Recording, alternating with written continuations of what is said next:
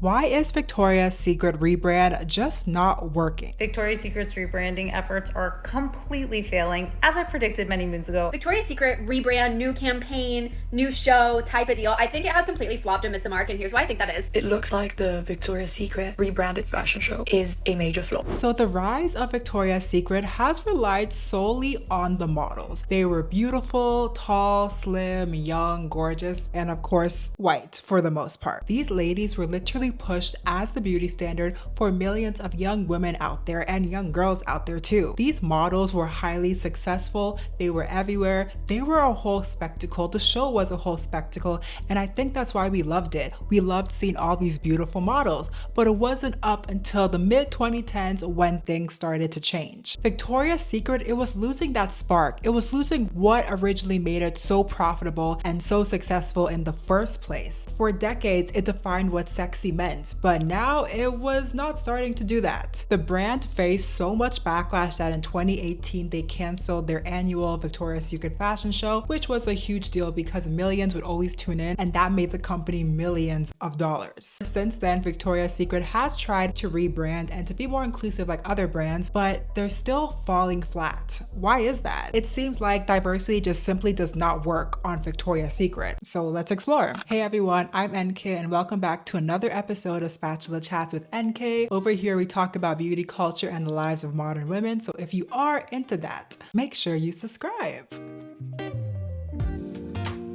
So the first ever Victoria's Secret fashion show premiered in 1995 at New York City Plaza's Hotel. What started as just another runway show evolved into a cultural phenomenon, basically transforming lingerie from something hidden and private into a fashion statement, a fantasy, and for many women, a form of empowerment. The first show did not embody what we think of when we think of Victoria's Secret right now. There was no theatrics, no glitter, no wings, no diamonds, no pink, none of that. It was pretty much a bland show, and it's just crazy to see the evolution of Victoria's Secret. So the brand was started by Roy Raymond, but in 1982, Leslie Rexner, he is an American businessman and billionaire, but he bought Victoria's Secret back in 1982 and he transformed it into a whole new entity basically. He revamped the catalog with elegant and aspirational models, and he reimagined the stores as bright and pink and just made it a place where women actually wanted to shop. Like, it just was given cute, it was given like girly, and he just really knew how to target the women. Honestly, it was the perfect balance, and that's why it did well, because the catalogs, men could still enjoy it and look at hot women, and also women on the other hand could look at the hot women and feel inspired and confident. So by 1995, Victoria's Secret was worth $1.9 billion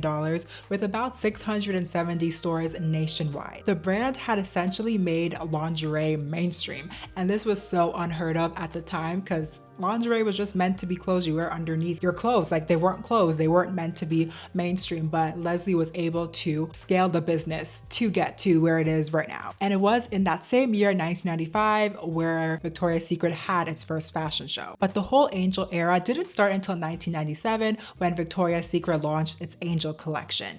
And then a year later, Tyra Banks became the first model ever to wear wings on the runway, which was a defining moment that transformed the show into something iconic, because from that point on, the wings weren't just accessories, they were symbols. Becoming an angel meant you had reached supermodel status. Some models even took flight, like literally. There's a show, I think it was a 2005 or the 2007 show, where models were like literally flying, so period to that.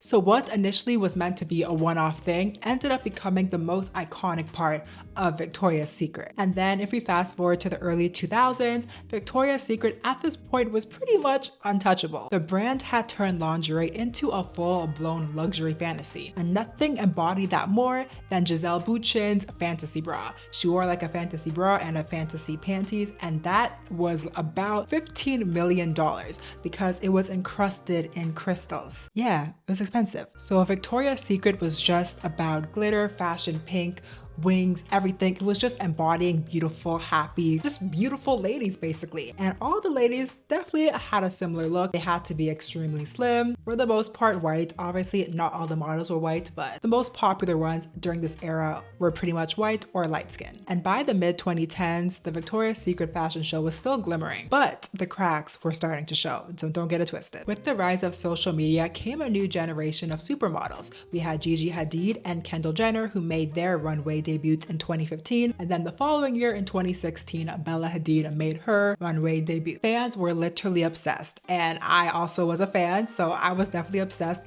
especially with Kendall Jenner, Gigi Hadid, and Bella Hadid, just because I kind of grew up with them. I was just like, wow, they're so beautiful, they're pretty, they're close to my age. Us fans, we were not just obsessed with the show, we were obsessed with the models. We wanted to know their routines, like how do y'all work out? What do y'all eat in a day? How do you stay fit? How do you look gorgeous? We were just so interested to know like what's the tea. And the media and also Victoria's Secret, they fixated on this because they knew it was profitable. They made videos like Train Like a Model, or they showed the behind the scenes of the models' lives. It was very much meant to give you a glimpse into the world of being a model. But while the brand's image stayed shiny online, the numbers told a different story. So TV viewership was slipping, and it was slipping fast. What once drew 10.3 million viewers in 2011 had dwindled to just 3.2 million in 2018. Then the following year, the show was canceled, marking the end of what was probably arguably the biggest lingerie fashion show in the world. But what exactly happened to Victoria's Secret?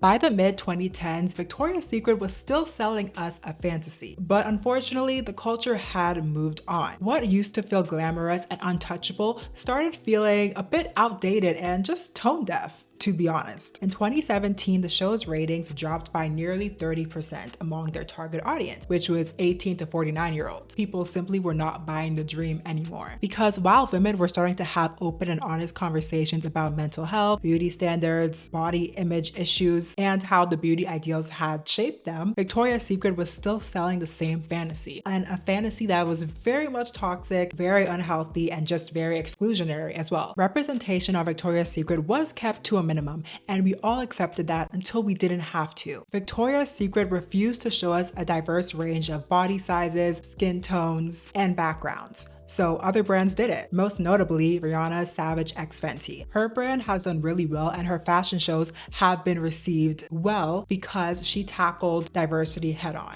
She saw that the other companies were not doing that, especially Victoria's Secret. They were known for, being the star in lingerie. They were known for that. They basically dominated the lingerie fashion show industry. But Rihanna saw the gaps and saw where they were failing, and she tackled that head on. I know that we don't like billionaires, but Rihanna has been able to become a billionaire because of her successful businesses and because she tackled a market that no one else was willing to tackle. And it's interesting because once Rihanna was showing that it's profitable to be diverse, other brands started following suit, aka Victoria's Secret. So it's just funny how that works. Once they know that, okay, we can be diverse and still make money, let's be diverse. But it wasn't until 2018 when things really started to take a hit for Victoria's Secret. So the brand's longtime executive, Ed Razek, he did an interview with Vogue, and it was a disaster basically. So when he was asked about diversity, he said that the brand would never hire transgender or plus size models because it would ruin the fantasy. Y'all see, this fantasy is very outdated. This fantasy is given early 2000s. Y'all, in the early 2000s, we accepted that unattainable beauty standard because we had nowhere else to look to get diversity. But in 2018, times had changed, but they refused to change with the times. So after that interview, Ed resigned, and the brand faced a lot of backlash because people were like, girl, what are you talking about? This is why we hate your brand. And even models like Harley Kloss, she used to be a Victoria's Secret angel, and she called them out. She was like, girl, what the hell are you talking about? So it was a big deal, and Victoria's Secret really had to go back to the drawing board to figure out how they were going to navigate this PR disaster. But during this nightmare, it also came out that apparently Ed Razek had been inappropriate to models, and it was a continuous thing. So Victoria's Secret was just not looking good at this point, and as I said, he did resign because he probably had no choice to. If he was still working for the brand, I honestly don't know where Victoria's Secret would be right now. That's why these old white men need to stop being the CEOs of companies that are being sold to women. Thank you very much. So once the money started to drop, Victoria's Secret realized that they had to do something fast. So as I said earlier, in 2019, Victoria's Secret canceled their fashion show, which was a shock to many, but also not that many people. I personally was shocked that they did that, but I definitely felt that they needed to do that because their brand was just going through it. They were in hot water and they needed to go back to the drawing board and fix that up. So in 2019, it seemed like Victoria's Secret was trying to be more progressive and, be more diverse because they hired their first transgender model, Valentina Sempio. Even though this seemed like a step in the right direction, it was hard to accept it because literally the year prior, Ed was like, we are never going to hire a transgender model. So it just felt like the timing was a bit off. It felt like it wasn't what the brand really wanted. Even though Ed had resigned, it was still like, can we trust y'all? Is this authentic or are y'all just fake? Y'all just trying to make sure that your money's good. It was just hard to celebrate inclusion from a brand that spent decades building an empire on exclusion. And that's the paradox of the Victoria's Secret rebrand. But after 5 years of silence, Victoria's Secret tried to make a rebrand. So this was in 2023, like 2-3 years ago. So in 2023, they launched Victoria's Secret, the Tour 23. And this was a mix between a fashion show and a documentary, and it was released exclusively on Amazon Prime. This was not supposed to be the old catwalk filled with glitter and wings. No, it was very much different. It was meant to be like a docu-series fashion show type thing. It was meant to be artistic and global and very much inclusive. It took audiences to different cities like London, Tokyo, and Lagos just to represent the fashion designers over there. On paper, it felt like progress, but the actual execution fell flat.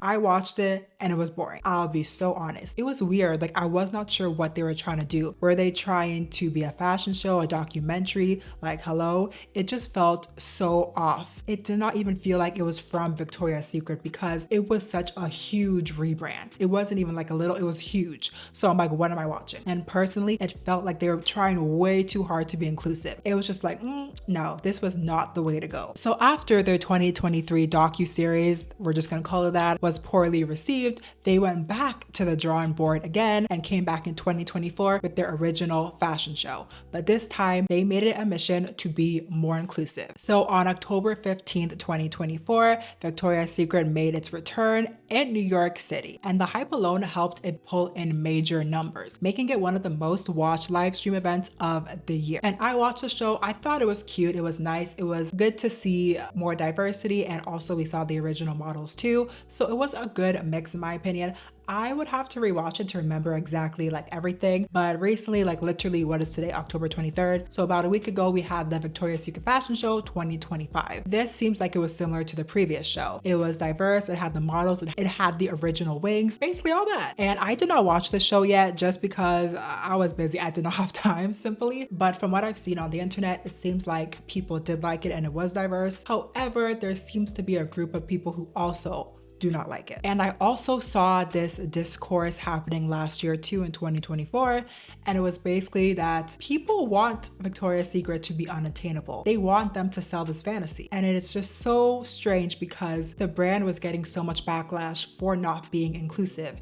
And now we have a group of people begging to bring that exclusivity back. I saw a couple of TikToks talking about it. They said that the whole point of Victoria's Secret is to be a fantasy. So they want that. They want real models back. They don't want influencers. They don't want all these random people. They just want the exclusion back, which is just crazy. Because I'm like, are you okay? I don't think people realize that some of these models to stay extremely thin, to stay extremely small, it's unhealthy. Like they're not eating, they are maybe working out way too much. Like I just think y'all don't understand that. And I thought the whole point of it was to be diverse so we can see representation in ourselves. Because personally, I was happy with the Victoria's Secret rebrand because I could see people who look like me. Girl, I do not relate to women who are extremely thin and white because that's just not who I am. And there's no shade to them because they deserve their representation too. So I don't see why it's a problem when Victoria's Secret also decides to represent other groups of women. Like y'all are kind of weird for that, I'm not gonna lie. I also saw a lot of people coming for Quen Blackwell, I think,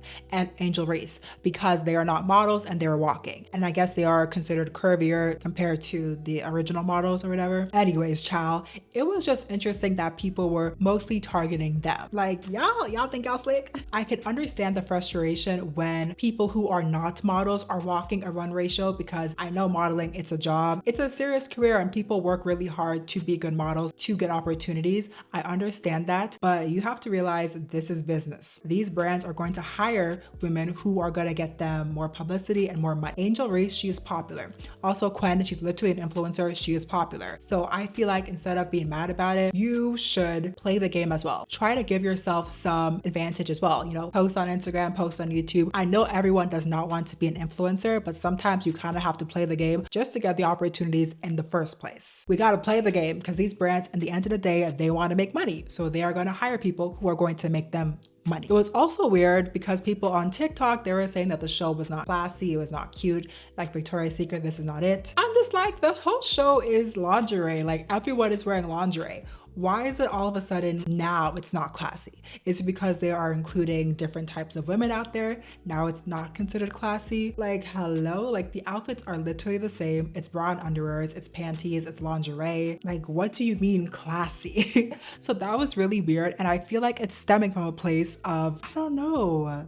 I feel like it's stemming from a place of maybe jealousy, or maybe simply they just want Victoria's Secret to go back to being unattainable. I don't know what it is. It might be the political climate right now, the rise of conservatism. I really don't know, but that's a possibility. Overall, it was definitely weird to see people purposely targeting Quen and Angel when there were so many other models there too. I really don't know why they were the ones solely targeted. I mean, I have some ideas, but it was just weird. I feel like the rebrand for Victoria's Secret is working and not working at the same time because A, they built their whole brand on exclusion. So the people who originally loved Victoria's Secret, they want to see that exclusion. They want to see only the slim, light-skinned, tall, young, beautiful models on the stage. That's what they want to see. Yet the other group, on the other hand, they want diversity. They do not want to see one type of beauty standard being pushed down their throats, and that's why they are happy with the rebrand. So I feel like Victoria's Secret is either going to make one or the other happy. They can't make both happy, especially considering one group wants the brand to be just exclusive and to promote toxic, unhealthy beauty standards. It is insane. But Victoria's Secret's rebrand does make sense because now they are showing a diverse range of body types, skin tones, backgrounds, and now those women, they are going to want to buy the brand because they see themselves in the models. So overall, I think it was very smart for Victoria's Secret to make this rebrand. However, they're always going to have the people who are begging for it to go back to how it was. I don't think Victoria's Secret will go back to be an exclusive. I really don't think so. And if they do, I think the brand, I don't know, the brand might just not survive, because if they try to go back to being exclusive and then when becoming diverse becomes popular again, they try to be diverse again, I feel like people will not want to be a part of that anymore because they showed that they did not truly care about diversity. They just cared about the numbers. And let's be real, they probably only care about the numbers, but being diverse is going to help their numbers go up. Let me know your thoughts on Victoria's Secret. Do you watch the show? Do you like it? Do you think that they should go back to their roots, or do you like this new rebrand? Let me know in the comments down below. I look forward to chatting with you all, and thank you so much for being here. Bye.